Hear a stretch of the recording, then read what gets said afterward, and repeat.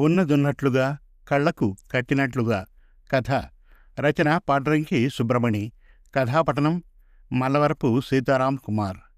అన్ని సందర్భాల్లో కాకపోయినా కొన్ని సమయాల్లో మానవ నైజం ఎంత విచిత్రంగా, ఎంత విడ్డూరంగా పరిణమిస్తుందంటే, దారి తప్పిన వాహనంలా, లయ తప్పిన సంగీత స్వరంలా తనకు తానుగా తలక్రిందులైపోతూ ఉంటుంది.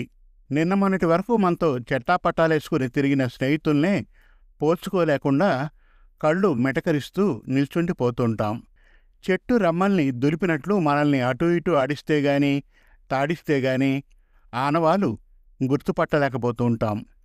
కాదనలేని, ముఖం దాచుకోలేని హైలీ ఎంబరసింగ్ సిచ్యుయేషన్. అటువంటి ఇబ్బందికర పరిస్థితుల్లో మనల్ని మనం ఎలా సమర్థించుకోవాలో తెలియక నీళ్లు నములుతాం. ఏదో మాటల కన్నని అపరాధ భావానికి లోనవుతూ ఉంటాం. ముందే నుడివినట్లు ఇటువంటి క్లిష్ట పరిస్థితి అందరి విషయంలో కాకపోయినా కొందరి విషయంలో అడపా దడపా జరుగుతూనే ఉంటుంది. నా విషయంలో జరిగింది, 2-3 సార్లు జరిగింది. అది ఎలాగంటే, ఒకసారి బల్కంపేట నడి రోడ్డు సందున నిల్చున్నప్పుడు మా ఆవిడ తమలపాకులో ఒకపడి కొనుక్కోవడానికి రోడ్డు మలుపు వద్ద ఆగిపోయినప్పుడు నేను ముందు కదలకుండా ఉన్న చోట ఉన్నట్లు నిల్చుండిపోయాను. అప్పుడు నా కళ్ళబడింది మిలమిలా మెరుస్తూ ఉన్న ఏదో వస్తువు. అది చాక్లెట్ రేపరా లేక లోహపు వస్తువా తేల్చుకోలేక కళ్ళు మిటకరిస్తూ నిల్చున్నాను. అప్పుడు కొనుగోలు వ్యవహారం ముగించుకొని నా వద్దకు చేరిన మా ఆవిడ నా వాలకం గమనించి అడిగింది, అదేమిటి అంతలావు కళ్ళు పెద్దవి చేసుకుని చూస్తున్నారు, పాము తోకను గమనిస్తున్నట్లు? చెప్పటి, నేను చూస్తాను.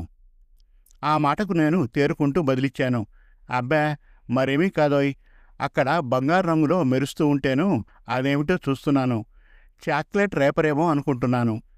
ఆమె వెంటనే అడిగింది అదేదో చూపించమని. నేను చూపుడు వెళ్తూ చూపించాను. ఆమె మరు పలుక్కి తావు లేకుండా అటు దూసుకువెళ్ళి, ఇది రేపర్ కాదండి, గోల్డ్ చైన్. ఏది కాదో ఏది అవునో తెలుసుకోవాలంటే దగ్గరకు వెళ్తే కదా తెలిసేది, అలా దూరం నుంచి ఫోకస్ చేస్తూ నిల్చుంటే ఎలా? నేను అమితాశ్చర్యంతో బంగారు గొలుసా అని నోరు తెరిచే లోపల అక్కడకు బల్కంపేట స్త్రీల గుంపొకటి పోలోవరి దూసుకువచ్చి ఆతృతగా అడిగింది, ఇక్కడ పిల్లలతో ఆడుకుంటూ మా పాప గొలుసు పారేసుకుంది చూశారా? దానికి ప్రత్యుత్తరంగా మా ఆవిడ అడిగింది, వెండి గొలుసా అని. వాళ్ళు కాదంటూ బంగారు గొలుసని బదులిచ్చారు. తక్షణం మా ఆవిడ వాళ్ల చేతుల్లో మాకు కనిపించిన బంగారు గొలుసుని పెట్టింది. దానితో బంగారు గొలుసు కథ సుఖాంతం. ఇక రెండవది, నన్ను మాత్రమే కాక ఎదుటివారిని సైతం అమితంగా తికమక పెట్టిన ఉదంతం. నేను నా బ్యాంక్ పాస్బుక్ని క్రమబద్ధంగా వారానికి ఒకసారి అప్డేట్ చేసుకునే అలవాటు నాకు ఆది నుంచి ఉంది. ఆ తీరున నేను ఆ రోజు ఉదయం వెళ్ళి బ్యాంక్ ప్రింటింగ్ మిషన్ ద్వారా పాస్బుక్ని తాజా ఎంట్రీలతో నవీకరించుకున్నాను. లావాదేవీలతో పూర్తయిన పాస్బుక్ని ఓసారి పరీక్షగా చూస్తే గుండె కాదు కళ్ళు గుబేరుమన్నాయి. నా ప్రమేయం లేకుండానే ఒక ఎంట్రీ కనిపించింది, 849 రూపాయలు. మరింత లోతుగా చూస్తే తెలిసింది, ఆ సొమ్ముకి ఎదురుగా తిరుమల తిరుపతి దేవస్థానం అని ప్రింట్ అయి ఉంది. అది చూసి ఒక్క క్షణం ఆగలేకపోయాను. వెంటనే దూసుకు వెళ్ళాను బ్రాంచ్ మేనేజర్ వద్దకు. ఆయన వైపు సూటిగా చూపులు సారిస్తూ అడిగాను, చూడండి సార్, నా అకౌంట్ నుండి తిరుమల తిరుపతి దేవస్థానానికి విరాళం వెళ్లడంలో నాకేమీ అభ్యంతరం లేదు. ఎందుకంటే అలాగని విరాళం టీటీడీ వారికి చేరి ఉంటే నా వరకు అది పుణ్యప్రదమే. కానీ హార్ట్ ఆఫ్ ది మ్యాటర్ ఏమంటే, నేనుగా ఆ విరాళం చెక్కు రూపంలో ఇవ్వనిదే అదెలా వెళ్ళింది? నేనేమైనా స్టాండింగ్ ఇన్స్ట్రక్షన్స్ ఇచ్చి ఉన్నానా? నేను చెప్పినా చెప్పకపోయినా ప్రతి నెల విరాళం టీటీడీ వారికి పంపుతూ ఉండవచ్చని లేదు కదా. మరి నాకు తెలియకుండా 849 రూపాయలు అకౌంట్ నుండి ఎలా వెళ్ళాయి?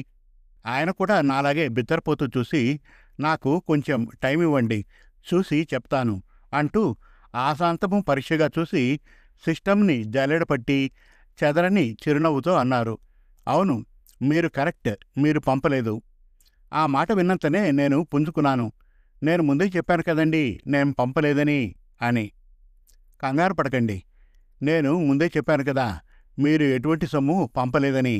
కానీ ఇక్కడి హార్ట్ ఆఫ్ ది మ్యాటర్ ఏమంటే అదే సొమ్మును టీటీడీ వారు మీకు పంపారు.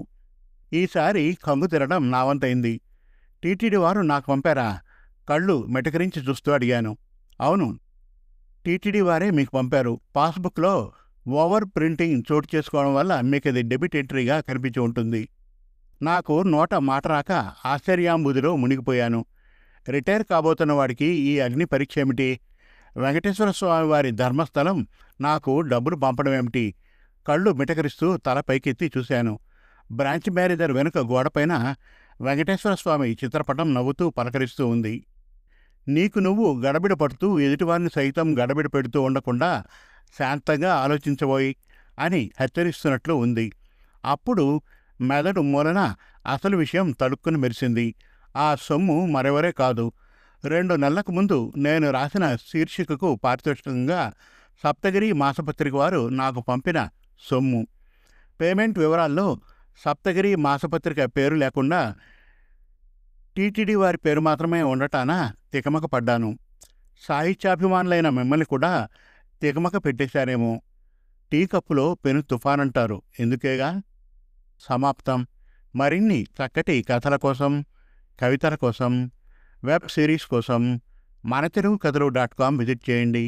Thank you.